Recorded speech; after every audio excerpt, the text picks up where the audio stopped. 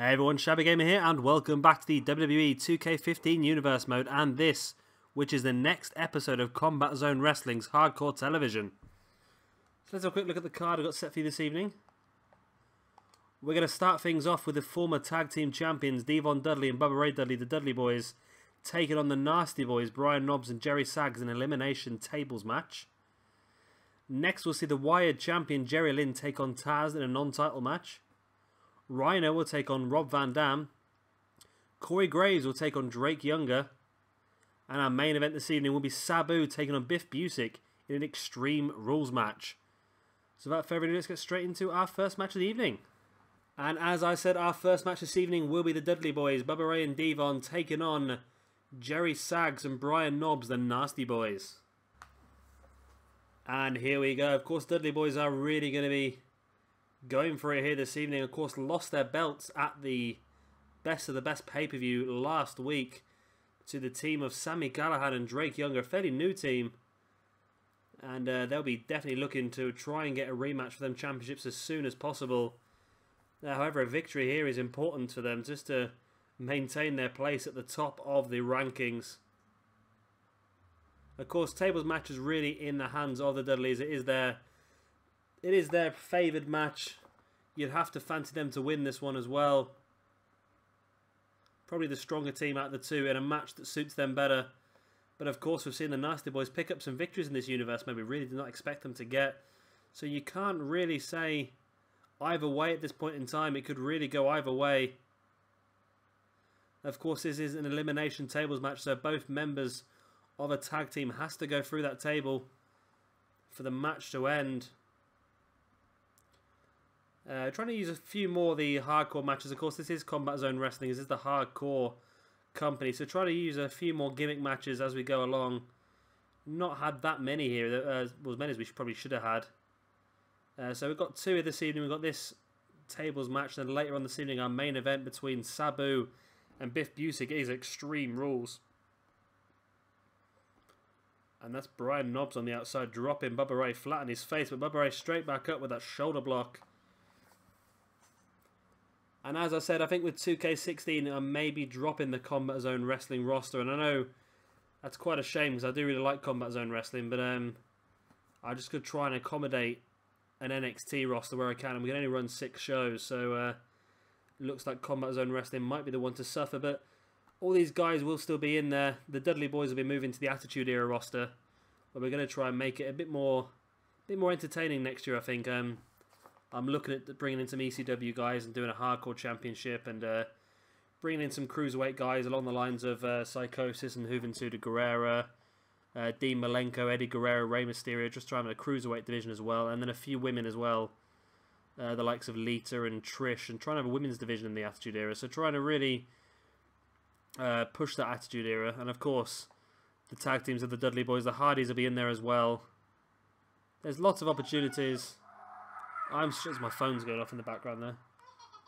I'm struggling because I actually made a list today, and I didn't really get as many guys as I really wanted. And before I realised it, I'd already made a list of over 125 guys I wanted to bring into the game. So obviously I'm struggling a bit already for numbers, which is not great at all. But looking to try and have at least sort of 35 guys on each roster next year. Because I know with this roster, there's not a lot of guys. I think we're really like mid-20s on this roster. And the Retro roster as well, we've been very low for a long time. As Gerry Saggs has Bubba on his shoulders and drops him down, that flapjack style move. And I think Bubba may have been busted open, and he has. Bubba's bleeding. Gerry Saggs takes him over to the table. Is this going to be an opportunity here for Saggs to take Bubba Ray out of this match? Saggs is a bit slow getting up onto the top rope. And he does put Bubba Ray through the table. And Brian Knobbs now has Devon. Could this be a shock victory here for the Nasty Boys? Devon puts Gerry Saggs up on the table, and Knobbs looks a little bit dazed, doesn't quite know what's happening, but Saggs is up on the top rope. What's he going for here? He's not going to do what I think he's going to do, is he? This will be an amazing finish. Superplex through the table. What a fantastic finish that was. Oh, what a fantastic finish that was. Superplex through the table. I'm very happy with that. I'm very, very happy with that. And here it is, the big superplex. The Nasty Boys pick up the victory of the former champions, the Dudleys. And that's going to cause some shockwaves here up and down the tag team division in Combat Zone Wrestling. The Nasty Boys have suddenly become serious contenders for these tag team championships.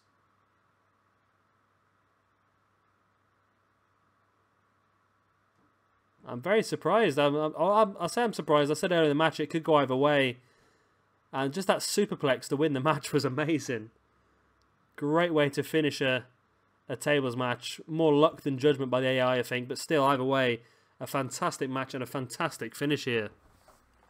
And match number 2 here this evening will be the Wired champion Gerry Lynn taking on Taz in a non-title match. And here we go. And Taz starts things off with that big, big clothesline. And of course, Gerry Lynn has held this Wired Championship now for a very, very long time.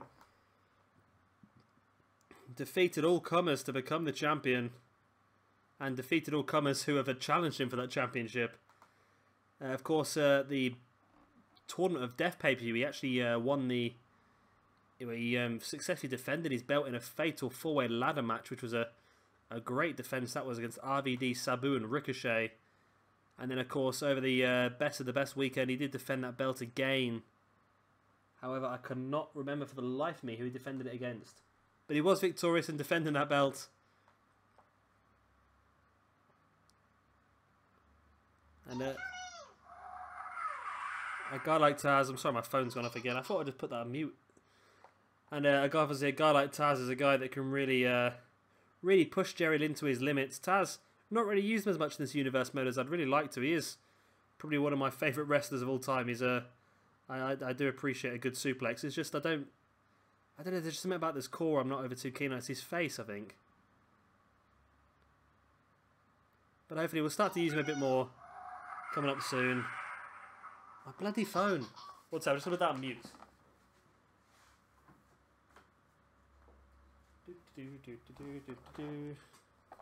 Right, I'm on mute now. Right, I apologise for that. Very inappropriate. Great sort of Blue Thunder slam there by Taz. Gerry Lynn makes his way back to his feet and Taz catches him in the back with a thump and now twisting the arm and then clotheslining Gerry Lynn down.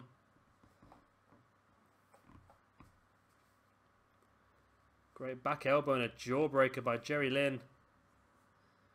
Brings Taz back up to his feet and now twisting the arm. And I'll tell you one of the people that I didn't... I'd seen it, but it never really hit me full effect that it was on the game. But Shane McMahon is on 2K16. I'm so happy with that. Shane O'Mac was... Oh my god, he was one of my favourite wrestlers. I don't think he's actually properly trained. But for me, I don't think there's any single match that Shane O'Mac put on that wasn't outstanding. I think that guy deserves a DVD of his own. He had some fantastic matches. He had that match at SummerSlam with Kurt Angle, where he got belly-to-belly suplex through the Titantron stage area, through the glass. Well, he had the match against Steve Blackman, where he came tumbling off the top of the Titantron. The match with Vince McMahon at WrestleMania was absolutely fantastic. I think that was WrestleMania 19. So I'm really excited to have Shane O'Mac in the game. Not quite sure what I'm going to do with him yet. I'm definitely going to have him involved in the Hardcore Championship. I don't know why, just I want to have him in part of that Hardcore Championship. I think in maybe having him as part of DX, or maybe even creating a rival stable. Having Stephanie in DX, of course, and having maybe a rival stable run by Shane McMahon. Or maybe we can do...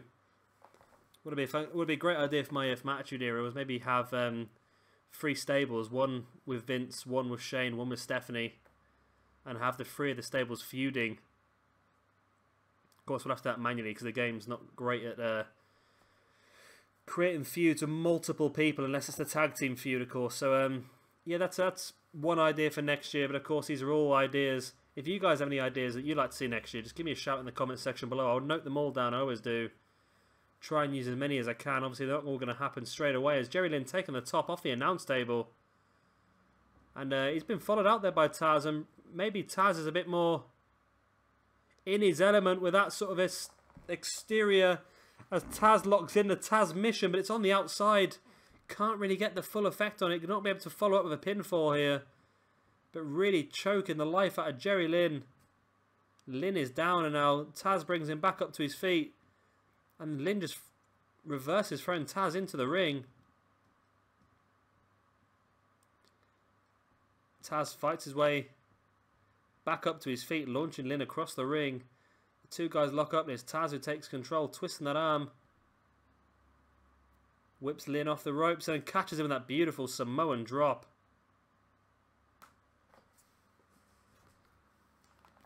And now Taz with another submission. Great sort of that, almost like a triangle choke there. And also wrenching up at the arm as well, so doing some damage to the shoulder blade.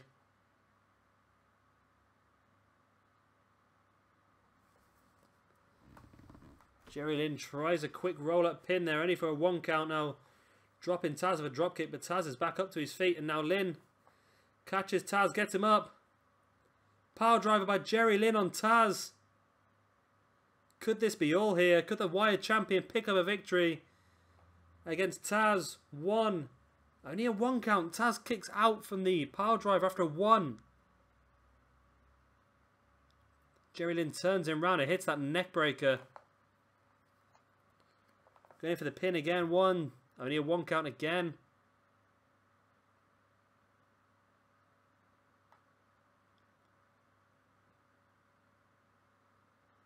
Quick roll up there by Taz, catching Gerry Lynn as he came running towards him with a forearm.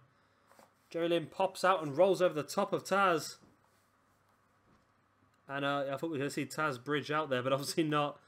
Taz managed to flip Gerry Lynn off. Back elbow by Taz, and there's the belly-to-belly suplex. And again, just working on that arm of Gerry Lynn. Brings Taz back up to his brother, brings Gerry Lynn back up to his feet, and now beautiful dragon suplex, hooking the arms in the bridge for the pin, and that's all. Taz here picks up a non-title match victory over the Wired Champion Gerry Lynn. And I think that's definitely going to put him in the forefront for a championship match in the very near future, surely. So it's a night for people to make statements here this evening. We've seen the Nasty Boys knock off the former tag team champions, the Dudleys. And now we've seen a non-title match victory here for Taz over the Wired Champion. And I think within the next few weeks, it looks like Taz may be getting himself an opportunity at that Wired Championship. And if the same happens, then we will be seeing this image with Taz holding a nice shiny belt above his head. So I mean, there's something wrong with that Taz. His body shape and face is just not right. He looks alright when he's in the ring, but in these cutscenes he looks a bit dodgy. And our next match here this evening is Rhino taking on Rob Van Dam. And here we go. Two of the top guys here in Combat Zone Wrestling, RVD. And of course Rhino, who did have an opportunity at the Best of the Best pay-per-view at that World Championship. Of course, that was a fatal four-way elimination match. Obviously unsuccessful as Dean Ambrose walked out again, still holding that championship. Dean Ambrose, one of the, I think there's only 3 now ever-present champions in this universe mode. Dean Ambrose at Combat Zone Wrestling. There's the Blade Runners and the Retro roster tag team champions. And of course Dolph Ziggler in the current day roster as the Intercontinental Champion. So I'm thinking for next year's game, for 2K16, when we start our universe mode, instead of just assigning champions, I think what we should do is a tournament for every single belt in every single roster. I think that's a great way to go forward. And then at least somebody can earn the championship to start with, rather than just giving it away willy-nilly. We'll start off with a tournament for each championship belt. Yeah, and we'll go from there, I think. That'd be a great way of doing it, I think. Great power slam, because I think the way with the champions work in the universe, man, I've started to notice the further we go in, the more likely people are to defend their belts. And I think that's because they've built momentum up. When the universe mode just starts, there's no momentum, therefore Therefore, the championships just seem to change hands at every opportunity because it's completely even. When the champion has a chance to build up some momentum, like Dean Ambrose has, it becomes a lot more difficult for guys to knock him off. So I think it'd be good to have a little tournament beforehand just to crown each one of our champions. Be a great way as well just to ease ourselves into the universe mode, get a handle for what's going on. And I'm really looking forward to getting some more details on the universe mode. It's one thing that we know we've got it, but they've not really told us anything about it. The only thing I sort of know is that you can use the same wrestler in several rosters, which is a great thing for us, especially with Ring of Honor and Global Force. The likes of the Young Bucks and AJ Styles will now next year work both rosters simultaneously. But apart from that, we don't really know a huge amount. I know I've got 100 cores to play with, but as I said in the last match, that's not going to be nowhere near enough for me. But again, we'll work around. We'll keep switching and swapping people in and out. Yeah, I'd like to know things like the championships. I know I've mentioned this quite a few times now, but championships are a big thing for me, and I'd like the opportunity of having more than just a main event singles and upper mid card singles, a male tag and a female match and a female belt. I'd like the opportunity to increase on that, or at least change what there is available. I'd like to be given sort of like 5 or 6 title slots per show, and then I could run, say in the Attitude Era roster, I could run the World Championship, the Intercontinental Championship, the European Championship, Hardcore, Cruiserweight, Tag Team, and Women's Championship all at the same time, which I think would be great.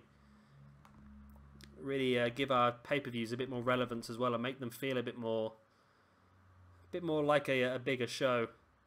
As Rhino goes for the early pin here, ready for a 1 count. And of course, I'd also like to increase the feuds as well. I'd like to have more than 3 feuds. For me, you get 7 matches at a pay-per-view, and I'd like to be able to even set up 7 feuds, if that makes sense. Or one person's mentioned as well, and I thought it was a great idea, is maybe being able to go in at the beginning of the month and set up your pay-per-view.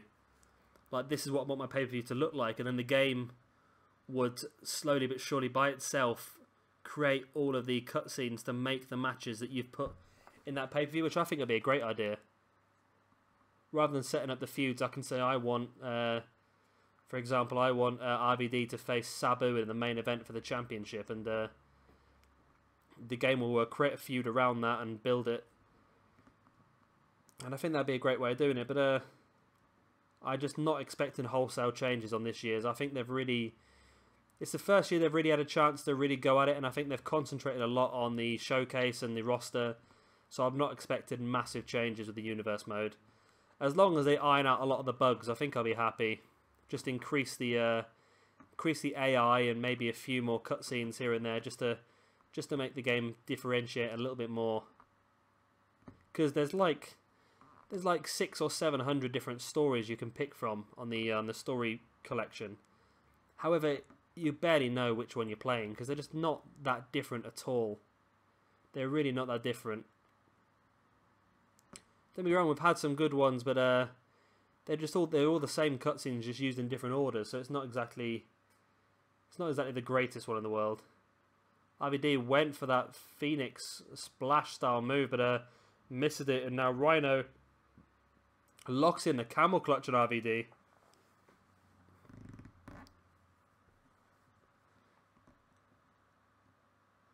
I know we still do have 1 week's worth of roster reveal coming next week, so hopefully we'll get a few more of the NXT guys and maybe some more Attitude guys to try and reduce the amount of creator wrestlers I need.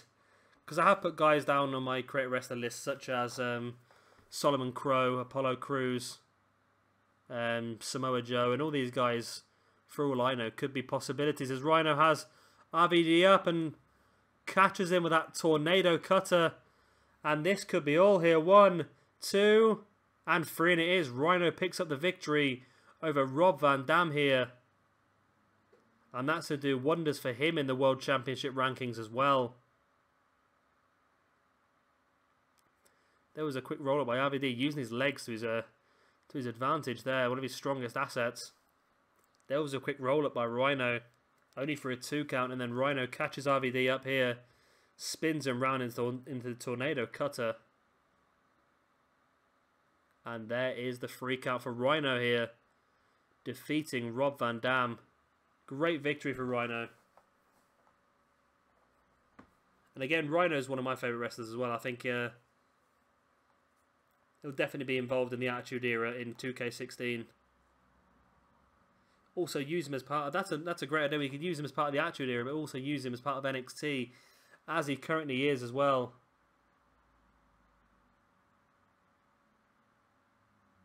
So yeah, that's a great idea.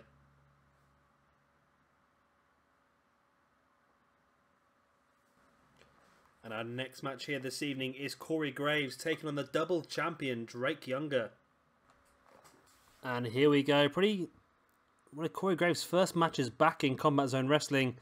Of course, he was moved over to Ring of Honor early on, joined the Scum formation, but now he's back over in Combat Zone Wrestling. Of course, taking on the double champion here, Drake Younger. He had a fantastic weekend at the Best of the Best. And of course, you can check that out if you go down to the description below. You will find a link to all of the playlists I'm currently running in this universe mode, including WWE Current Day, Global Force Wrestling, Ring of Honor, the Throwback Thursdays Attitude Era. We have, Retro Era. Got Attitude Era as well, and Combat Zone Wrestling, of course, as you're watching now. If you check out the Combat Zone Wrestling one, go back 2 or 3 videos, you'll find all 3 episodes of the Best weekend. I'm probably going to give you some spoilers as we go along anyway, but of course we saw Drake Younger and his newly formed tag team with Sami Callihan, only formed about 6 weeks ago after the Global Force Wrestling Best of the Super Juniors, which Drake Younger actually won. Yeah, himself and Sami Callihan went on to win the championships from the Dudley Boyz on night number 1 of that pay-per-view. On night number 2, Drake Younger then went on to cash in his opportunity at the Global Force Wrestling Junior Heavyweight Champion, Kenny Omega, which he earned by winning the Best of the Super Juniors tournament in Global Force Wrestling. He actually went on to defeat Kenny Omega and become the new Global Force Wrestling Junior Heavyweight Champion as well. So Drake is now currently working both rosters at the same time. Obviously, the Global Force guys are pretty keen to get that belt off Drake as soon as possible. They want to make sure that one of their roster guys is in hold of that belt. They sort of see Drake as an outsider. They see him as somebody who's got that belt but could also disappear at any point in time. That's not what Drake is about, though. Drake wants to defend that belt. And, yeah, he's defended it on a couple of occasions already. He had a rematch against Kenny Omega on night number 3, which he won again. And he actually defended the belt last Tuesday at Global Force Wrestling against Johnny Gargano. And again, successfully defended it. Of course, this is a non-title match. However, a win for Corey Graves, you never know what might happen. Of course, we've also seen this evening the Nasty Boys picked up I'm going to call it a surprise victory. As I said, it could have gone either way, but for me it was a surprise victory against the former champions, the Dudley Boys, in a Tag Teams Tornadoes Tables match. That's really throwing the Tag Team division here into completely open. So it's not written in stone who Drake and Sami may have to defend them belts against in the near future. We are looking to defend the Tag Team Championships before the next pay-per-view. Of course, we only have a Combat Zone Wrestling pay-per-view every 8 weeks or so, so I think we may only have one more before 2K16 comes out. And on that last one, Tag Team Championships will definitely be defended, but I'm sure we'll have them defended before that pay-per-view on at least one occasion. Maybe in the next few weeks we can have a number 1 contenders match. Just trying to think the teams we do have here for you now. We've got the Nasty Boys, we've got the Dudley Boys. And we've got Jersey Triad, of course, as well. DDP and Bam Bam Bigelow.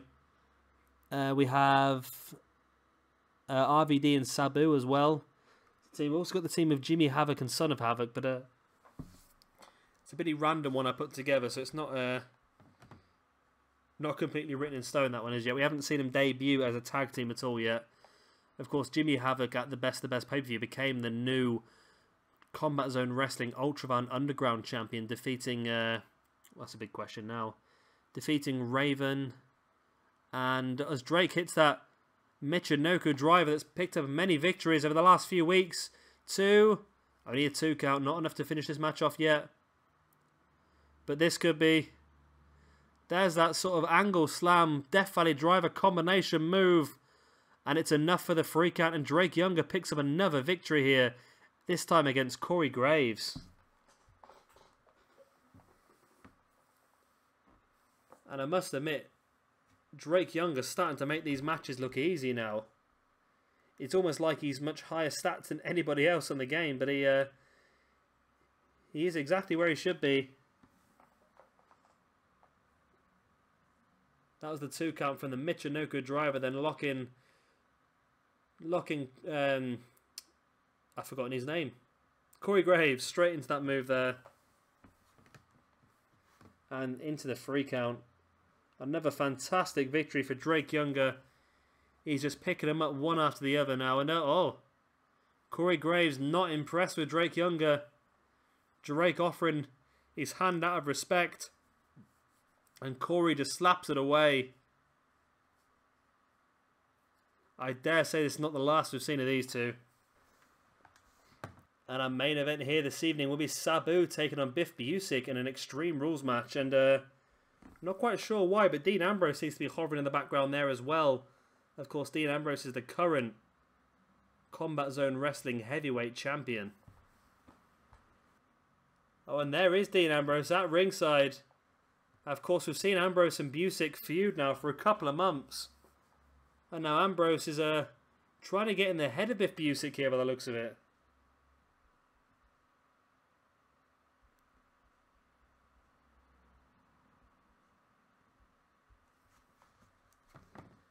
Not entirely sure it's working there as Busick takes an early lead in this match.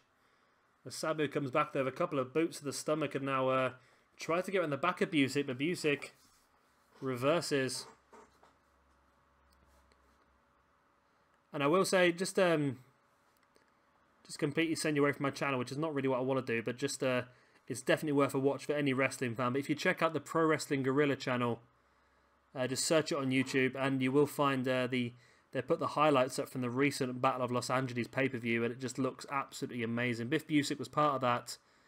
If rumours are to be believed, then it's not going to be long before Biff Busick is wrestling in a WWE ring. But until then, you can obviously check out the... it's definitely worth a watch. They release, after every pay-per-view, they release sort of like a 5 or 6 minute sort of video of the show.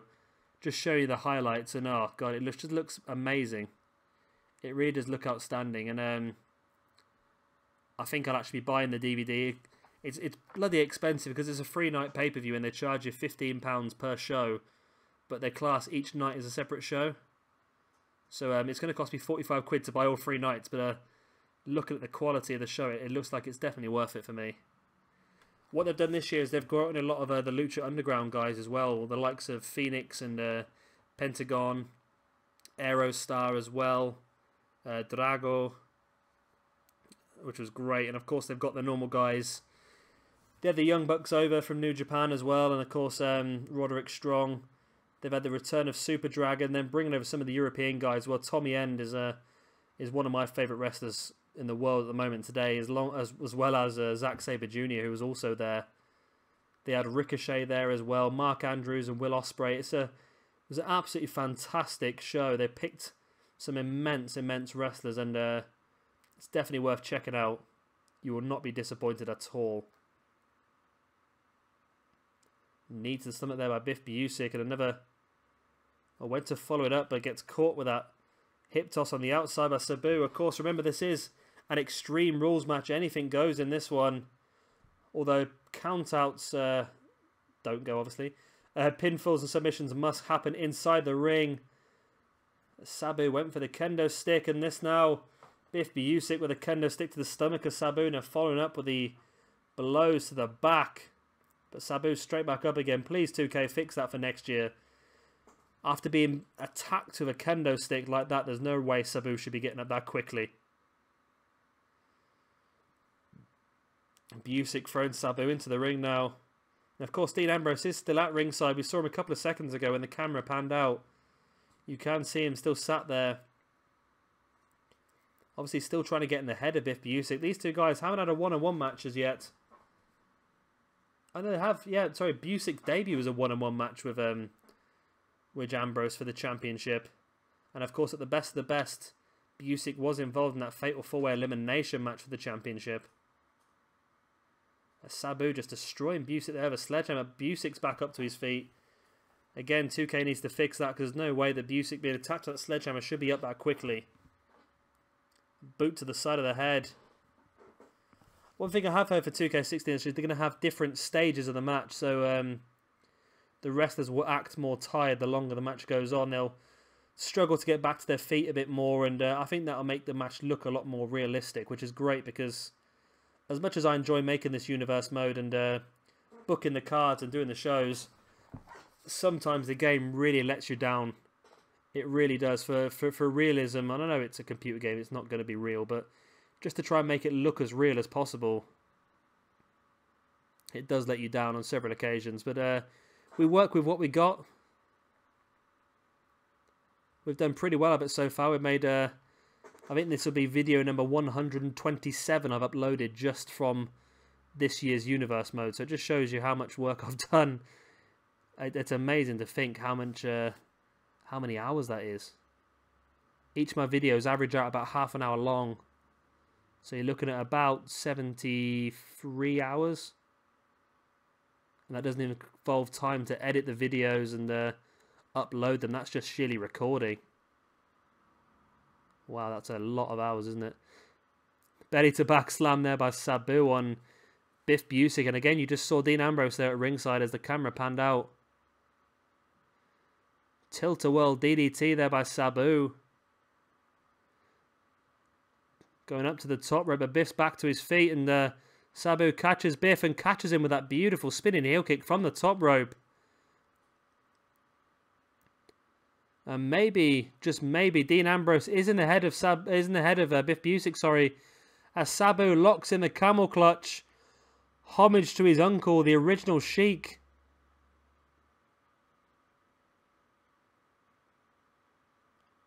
Biff Busick stays in this match. But Biff is straight back up and now throws Sabu into the corner and follows up with that great running uppercut. And now Biff signaling for something here. Sabu's back up to his feet. But Biff may have left it too long, maybe not. Biff locks in the sleeper hold. Brings Sabu down to the ground. Grapevines the legs. Could this be all? Is Sabu going to tap? No, Biff releases, thinks it's enough damage, but Sabu still makes his way back to his feet. Went for that spinning heel kick, and Biff with a beautiful springboard dropkick from the middle rope. And now a springboard, went for a crossbody, but Sabu avoids it. Dragon screw there by Sabu now on Biff as well. Sabu slides out of the ring. Looks like he may be going for another weapon. And there you see Dean Ambrose on the left-hand side of the screen there, disappeared again pretty quickly.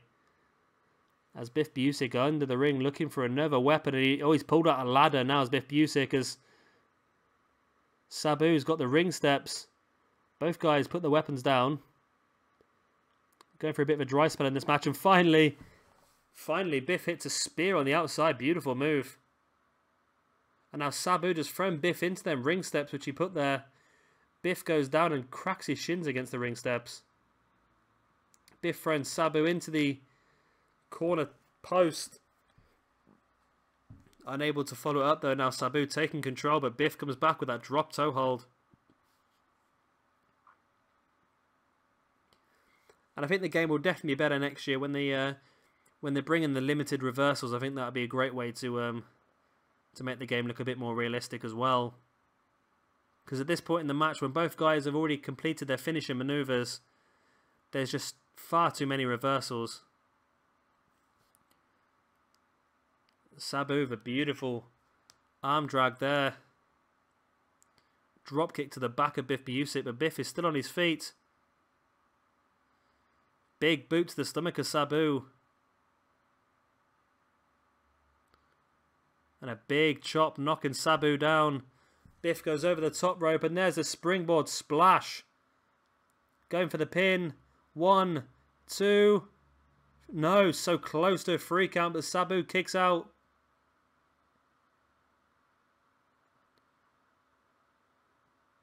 Biff went again for a springboard move, but this time Sabu avoids it. And now Sabu going for a corkscrew splash himself into the pin too. And no, again, so close to a free count, but Biff Busick is still in this one. And Biff just pops Sabu up and catches him in the powerbomb now. Ducks underneath the springboard crossbody from Sabu. So both these guys going for some dangerous moves. Biff was up on the top rope, but Sabu gets himself back up and launches Biff off the top. And now Sabu again. Looks like he's going to go for the camel clutch. And he locks it in. Sabu locks in the camel clutch on Biff Busick, and that's it. Biff Busick gives up. Sabu is victorious here over Biff Busick in our main event here on Combat Zone Wrestling's Hardcore Television. And this match had a lot of action. Both guys locked in their submission finishes. And just I'm saying there, Biff Busick locked in the sleeper hold there, as you can see. And that's a highlight of a big chop, which of course is a massive highlight in any match. That was the pinfall from I think that was from the corkscrew splash. And this is the second of the camel clutches, and this time Biff Busick had to give in, taking so much damage in this match.